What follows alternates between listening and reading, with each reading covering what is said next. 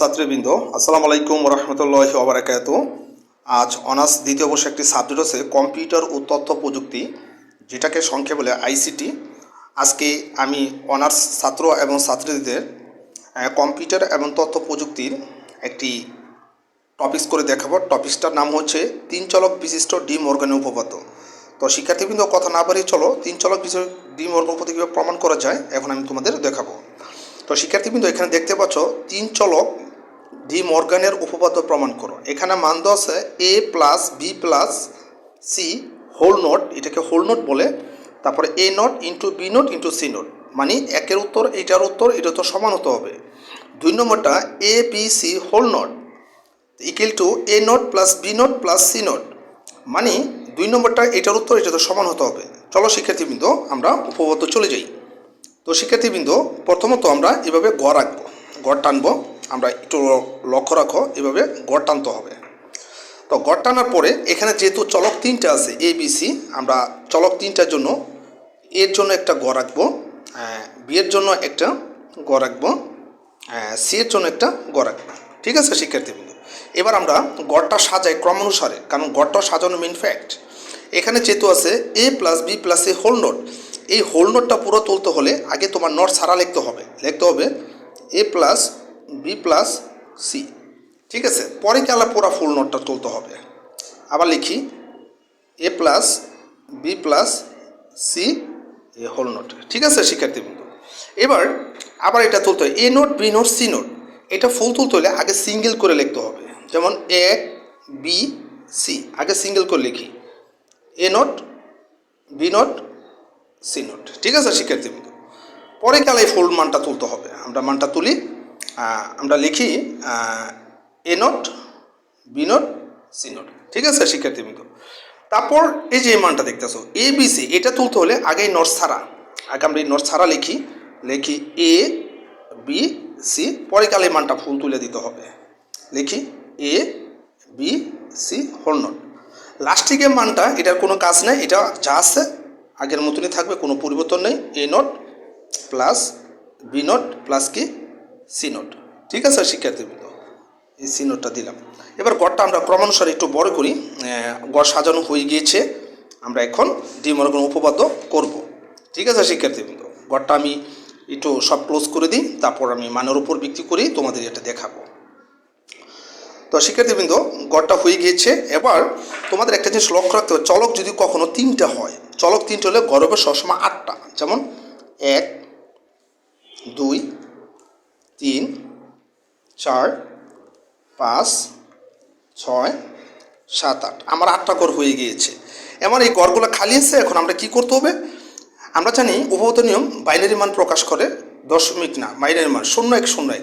তো প্রথম ধরে নিতে হবে, প্রথম 4টা 0, পরে 4টা কি 1, পরে আবার 2টা 0 2টা 1 2টা 0 2টা 1, তারপর একটা 0 একটা 1 একটা 0 একটা 1 একটা 0 একটা 1 একটা 0 একটা 1।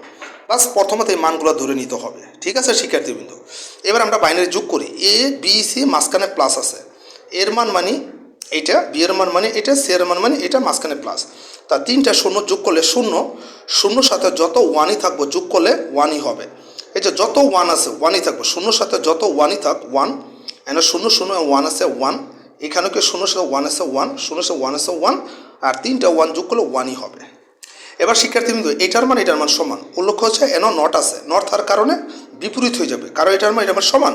ওইটা নট থাকার কারণে জিরোটা কি 1 হয়ে গেছে, আর এনে যতটুকু 1 আছে 1গুলো 0 হয়ে যাবে, প্রত্যেকটা মান কি হয়ে যাবে 0 হয়ে যাবে। ঠিক আছে শিক্ষার্থীবৃন্দ, তারপর এ মানে এখানে আসতে হবে, উপরে কি আছে নট আছে, তার মানে এখানে 4টা 0 আছে, 4টা 0 1 হয়ে যাবে, 1গুলো 0 হয়ে যাবে। তো শিক্ষার্থীবৃন্দ, তো আমরা এই 0গুলো কি করি 1 করি, 1 1 1 1, আর 1গুলো হয়ে যাবে কি 0 0 0 0। তারপর শিক্ষার্থী বি মানে এই যে এটা এখানে নট আছে, মানে এখানে 0গুলো কি হয়ে যাবে 1 হয়ে যাবে, 1গুলো 0 হয়ে যাবে, 0টা 1 1টা 0, মানে 0 দুইটা কি হয়ে গেছে 1 হয়ে গেছে, আর 1 দুটো হয়ে গেছে কি 0, আবার 0 দুটো হয়ে গেছে কি 1, 0 দুটো হয়ে গেছে কি 1, আর 1গুলো হয়ে গেছে কি 0।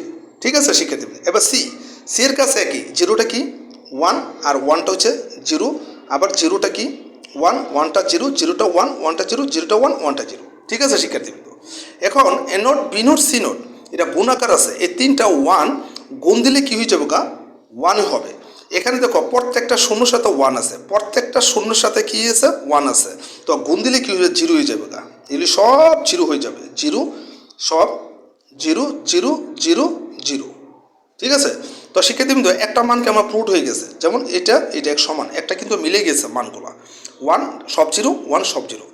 এবার এখানে আসো এবিসি, এবিসিটা গুণাক আছে, এবিসি মানে আবার সেই এ মানের মধ্যে চলে আসতে হবে।